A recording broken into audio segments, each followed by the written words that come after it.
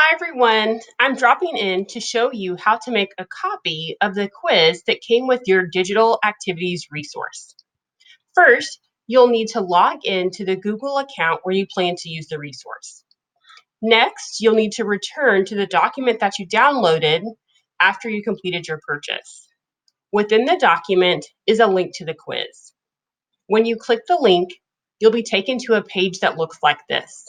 As you can see, we're being asked to make a copy of the document. So I'm going to go ahead and click Make a Copy. Then the quiz will pop up on one of my tabs. And there it is.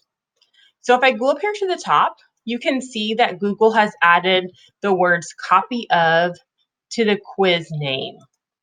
Since I'm now in my own folder, I'm going to go ahead and remove copy of. I'm going to click the folder button and I'm going to choose to put it in one of my folders. I click move here. And as you can see, it says that the quiz has been moved into that folder. And that's it. The quiz is ready to use.